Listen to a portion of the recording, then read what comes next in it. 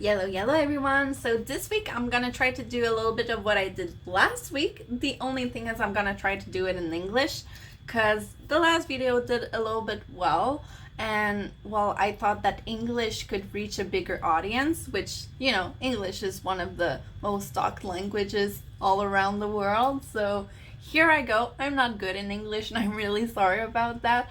I also had a cold when I did the voiceover, so it's not the greatest voiceover I ever did. I'm really sorry about that again. So this week for the video, I'm gonna try to attempt to do a geisha. So for the geisha, I took my inspiration from the memory of a geisha, more specifically the snow dance that she did.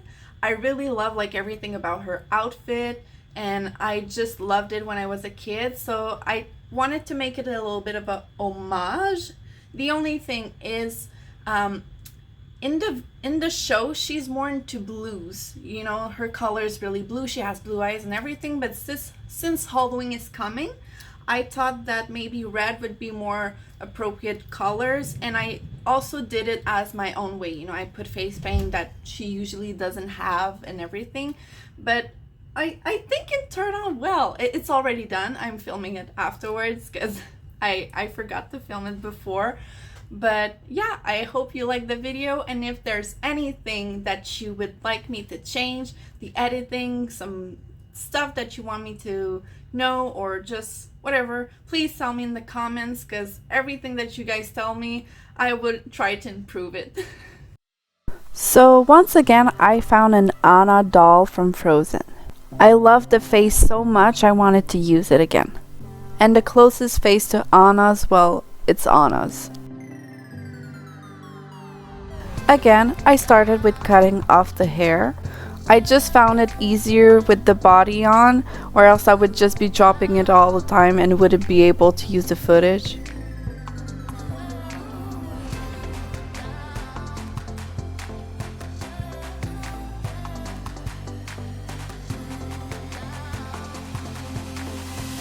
With the same screwdriver as last time, I took out the remaining of the hair.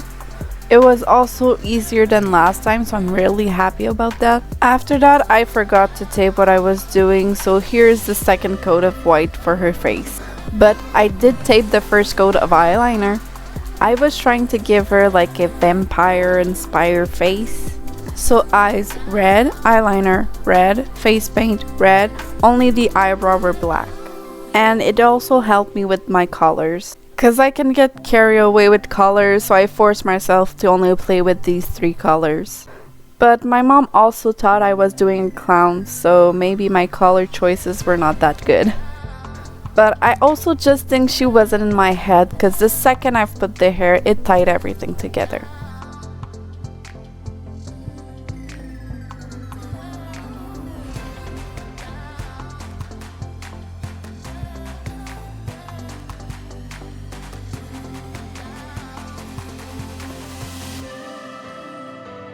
So I know that for the hairstyle of a geisha, they usually have the hair up with the hairpiece in, but I really love the long hair from the Snow song, so I did that instead.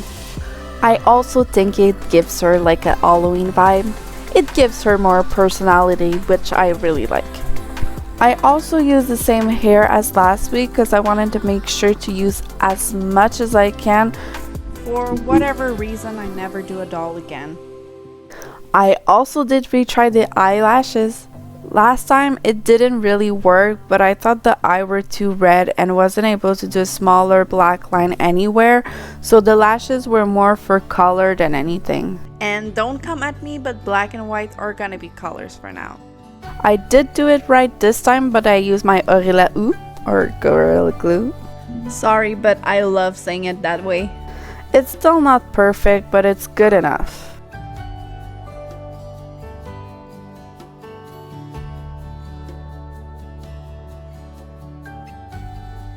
So I'm showing you my kimono because I didn't have a pattern for the doll, and everything online looked way harder than it was supposed to be, in my opinion. So I examined it a little bit before coming up with a good plan. I did do a little bit of trial and error still, but if you want a good idea of what's happening in my head, I started with measuring the height of the doll. Not perfect, but I did add some seams allowances. Then I did 3 panels the exact same way. The only difference is the back is one way and the front I just added a little angle to them. So I left a little bit of space for the shoulders and then did the angle up to her thigh. The angle was stopping about there on me, and I know that it could differ depending on your height, but I think it ended up being perfect for her.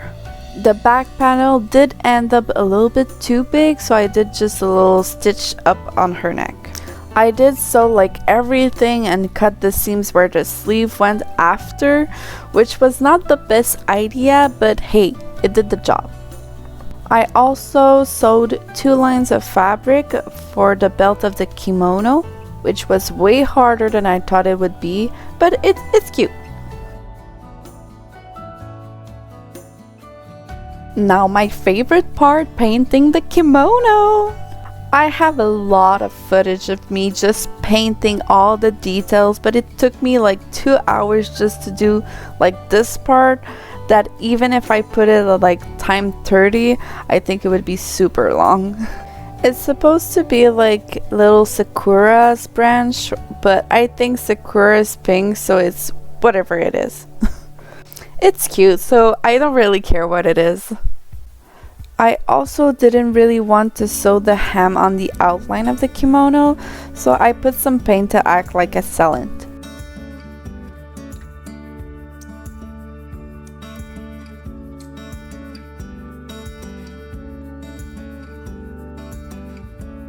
This is the belt of the kimono. So if you're asking why it was harder, Dum Dum over here went to 3 stores for dyes and they didn't have some, so she thought that the ink in the Crayola could stain the fabric. But I think since it was polyester, it was never gonna work. So instead of getting rid of the excess ink like I did before, I drew with the crayon and just let the ink sit.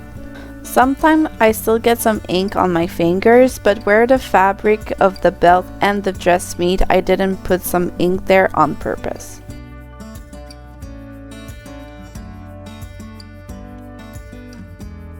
I also did the little bow, even though I'm not really gonna see it.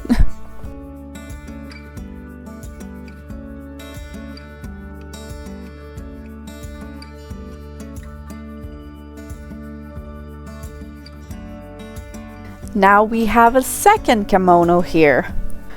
I don't know if she was wearing a kimono on top of her dress in the dance, but I kind of figured probably was, so that's what I did. The only thing is I did add a little bit of length so it would be going to the floor even with her shoes on. And I did the sleeve a little bit more like a square shape than a rectangular shape. So more fabric will be on her and it looks more like a real kimono.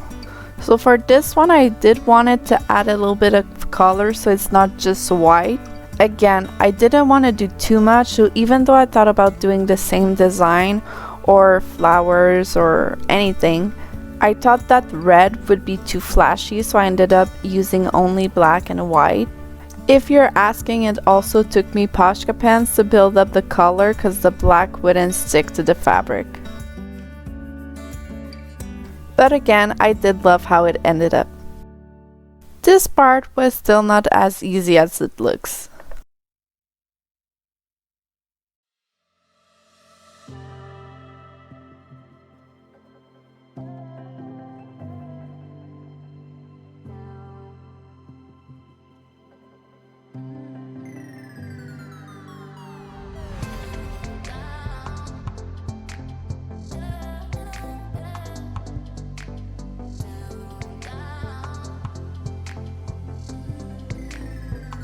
I bought these cocktails umbrella at Dollarama, and well, Dollarama is Dollarama, so it took me to open like half of the package to find one that wasn't like broken or tilted or something like that.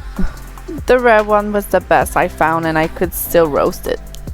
Anyway, I just recreated a similar pattern to the first dress and I put a clear coat of nail polish so it would be a little bit more shinier.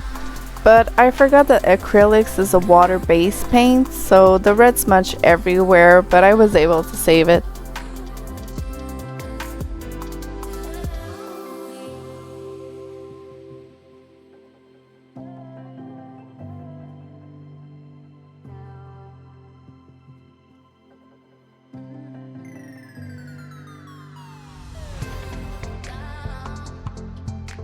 Now on to the accessories! But first, little story time. When I was younger, I loved the Japanese culture. I really gravitate more to Korean culture now, so I did a little mix of both.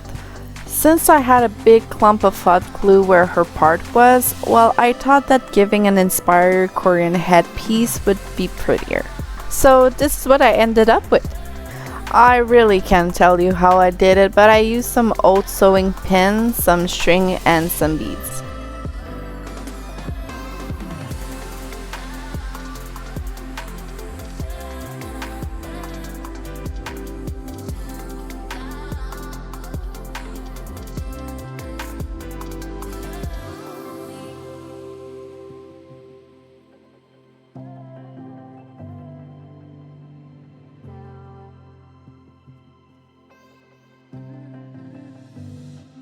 So again, a challenge for me, the effing shoes.